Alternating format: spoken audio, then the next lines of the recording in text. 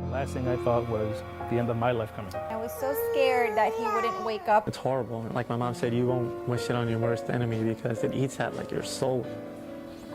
Especially when it's like it eats at you in a way that you could never prepare yourself for. Juan Lopez, Elaine Naranjo, Wesley Rivera. All three are alive today thanks to different blood products from donors. My systems were crashing. Kidneys were failing. The headaches that I was experiencing was because of a lack of oxygen that was flowing to the brain. So at that time I was a very good candidate for stroke. Little Elaine Naranjo needed several units of blood while in utero because his Rh factor was different from his mother's. He's a handful. Yeah. I think they put some turbo in that blood because he doesn't stop. Yeah, he's got some supersonic blood in there. And Wesley needed blood and platelets from more than 70 donors while fighting leukemia. I'd feel terrible, terrible, terrible. And then when I received blood transfusions, for that extra time I had, I felt better. I felt more awake. I felt like I wasn't lying there dying. Wesley's donors, could you please come up to the stage? Wesley had the unique opportunity to come face-to-face with dozens of donors that saved his life during our 2009 multi-gallon donor luncheon. You literally saved my life. Without you, I would be dead. But sometimes there's not always a happy ending. She went to sleep on Sunday morning and she never woke up. When doctors diagnosed 12-year-old gymnast Carla Jannotti with a brain tumor, she went from winning trophies on the floor to not being able to walk. She lost everything. The ability to read, to recognize colors and letters. Carla spent months in the hospital, underwent nearly 20 surgeries, and was in constant need of blood, platelets, and plasma. Like I was at a hotel, people were delivering food. It was just constantly coming in the room, either fluids or blood or platelets. After a 2-year battle, Carla succumbed to the disease. I think we take comfort on knowing that she was no longer in pain, that she now was able to do all that she wanted to do that she couldn't do being on a wheelchair. But we were very thankful that through all this 2 years of her illness, that there were so many people that would donate. It's estimated that only about 4% of Hispanics actually donate blood. Why is that? There are many misconceptions within the Hispanic community regarding blood donation. Two of the most common questions are, will I gain weight by donating blood, and do I need a social security card? The answer to both is no, however you do need a valid form of photo identification. Also, many Hispanics believe donating blood will weaken the body and can cause health problems to the donor. The opposite is actually true. We do occasionally find underlying medical conditions that individuals may not be aware of before they go to donate blood. Plus, blood from Hispanics often contains factors that are unique to the Hispanic population, and that can be crucial when it comes to cross-matching. It's the antigen that we're concerned about that's on the red cell. And yes, certain ethnicities will have certain antigens that appear.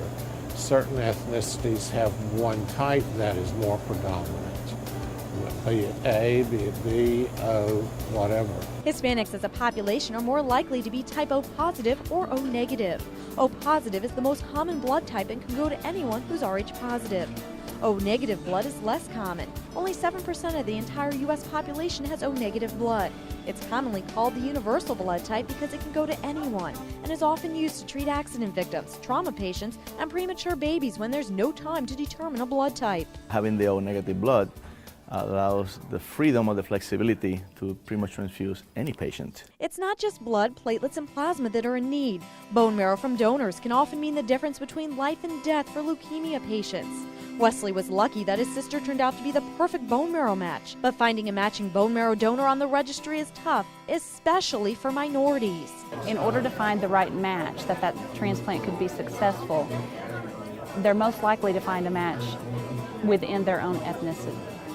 So it's really important that we have a variety of ethnicities on the bone marrow registry in which to choose from for these patients. This underrepresentation of minorities, I think really due to lack of awareness of what's out there, and also lack of how simple the process is, and it's not as painful as people think. It's a simple cheek swab, then you go on the registry, then it's an outpatient procedure. You never think it's going to be you. You see car accidents, you see injuries, you see things, and instead of thinking there by the grace of God go I, you just never think it'll happen to you until it does. And when it is you laying on that table in need, you become so grateful for the fact that someone else had the foresight to give, that you want to be the first guy in line to give when you can. Central Florida attorney Tico Perez knows firsthand how life can change in an instant. I was in a horrible car accident in college, spent 5 months in the hospital, months in a wheelchair, multiple surgeries, in almost on every occasion. Needed someone else's blood. And that's why Tico rolls up his sleeve as often as he can to give life to other patients at our local hospitals. We need to get that message to the Latino community. It's healthy, it's safe, and it's the right thing to do. And we have even more of an obligation to give. Our blood is the universal blood. Our blood is the emergency blood. And our blood is the blood that when we don't know the typing, that's what gets used. So for the Latino community, we actually bear a stronger responsibility to give back that gift that God has given us, to be there for other people and to be the resource in time of need. Wesley, who is now considered to be cancer-free, continues to give back as well. He supports blood drives at his high school and even hosted a blood drive of his own during an ROTC competition. Wesley's been, he's been going to my school since I was in elementary school, so it's nice to see that, like, how all of us help. Like, it's someone that we actually help. Like, it's not just 3 hypothetical people, it's someone real. Did Wesley inspire you to donate blood? Yes, actually, yes. I met him when I had started donating, and then from then I actually kept doing it even over the summer. It means the world because personally I was so affected by having cancer and going through the whole ordeal, and I needed so much blood, and when that blood was readily available for me, it just it gave me the power to fight through both emotionally and physically. Even as Maria Jannotti was living every parent's worst nightmare, she found the time to give life to others in honor of Carla. Whenever she was well enough for me to leave the room and have someone to stay with her, I would go to the blood bank and donate. To me, that's probably the ultimate reward. It's knowing that someone else is going to be helped by the blood that I was given, just like my daughter was saved many, many times before by the blood that was donated from strangers that we didn't even know.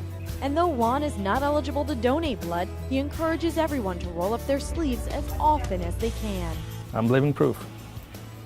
I'm living proof. I'm here because of 655 other people. They that took their time to say, let me help somebody else. So if you think blood donation is a waste of time, don't, because it is crucial to some other people. You know, take 5 minutes, take 10 minutes every day, you know, and say, let me see if I can help somebody else. You never know when it's going to come to you. You know, you might need it.